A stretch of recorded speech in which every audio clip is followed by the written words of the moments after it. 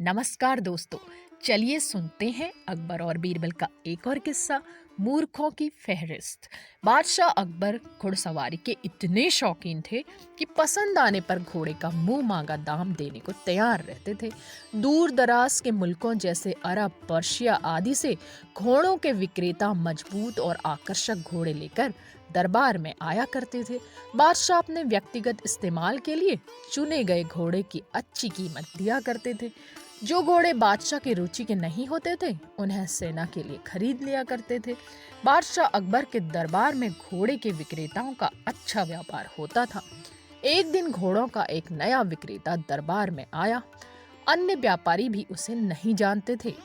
उसने दो बेहद आकर्षक घोड़े बादशाह को बेचे और कहा, ऐसे ही 100 घोड़े और लाकर दे सकता है, बशर्ते उसे आधी कीमत पेश की दे दी जाए। बादशाह को चूंकि घोड़े बहुत पसंद आए थे, सो वैसे ही 100 और घोड़े लेने का तुरंत मन बना लिया। बादशाह ने अपने खजांची को बुलाकर व्यापारी को आधी रकम अदा करने को कहा। खजांची उस व्यापारी को लेकर खजाने की ओर चल दिया, लेकिन किसी को भी यह उचित नहीं लगा कि बादशाह ने एक अनजान व्यापारी को इतनी बड़ी रकम बतौर पेश की दे दी। लेकिन विरोध जताने की हिम्मत किसी के पास न थी। सभी चाहते थे कि बीरबल यह मामला उठाए। बीरबल भी इस सौदे से खुश न था। वह बोला, हुजूर, कल मुझे आपने शहर भर के मूर्खों की सूची बनाने के लिए कहा था।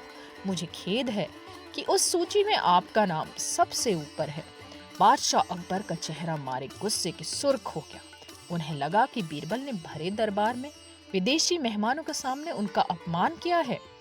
गुस्से से भरे बादशाह चिल्लाए, तुम्हारी हिम्मत कैसे हुई मुझे मूर्ख बताने की? क्षमा करे बादशाह सलामत।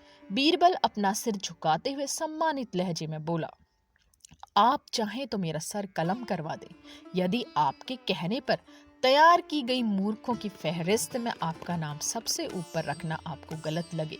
दरबार में ऐसा सन्नाटा छा गया कि सुई गिरे तो आवाज सुनाई दी जाए। अब बादशाह अकबर अपना सीधा हाथ उठाए तर्जनी को बीरबल की ओर ताने आगे बढ़े। दरबार में मौजूद सभी लोगों की सांसें जैसे थम सी गई। उत्सुकतावश और उत्तेजना सभी के चेहरों पर नृत्य कर रही थी। उन्हें लगा कि बादशाह सलामत बीरबल का सिर धड़ से अलग कर देंगे। इससे पहले किसी की इतनी हिम्मत न हुई थी कि बादशाह को मूर्ख कहे। लेकिन बादशाह ने अपना हाथ बीरबल के कंधे पर रख दिया। वह कारण जानना चाहते थे।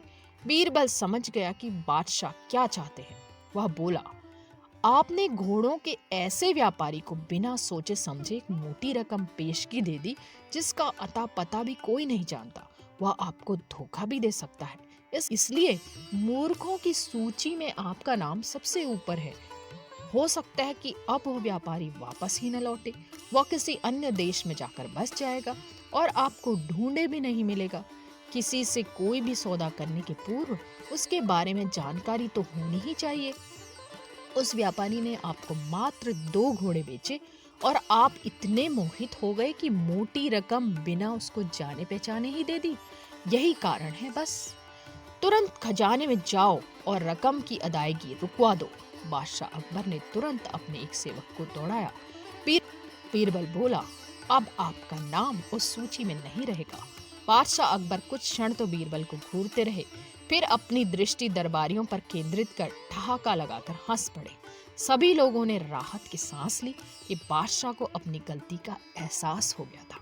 हंसी में दरबारियों ने भी साथ दिया और बीरबल की चतुराई की एक स्वर में प्रशंसा की। तो दोस्तों, ये था अकबर बीरबल का एक और किस्सा। आपको कैसा लगा जरूर बताइए।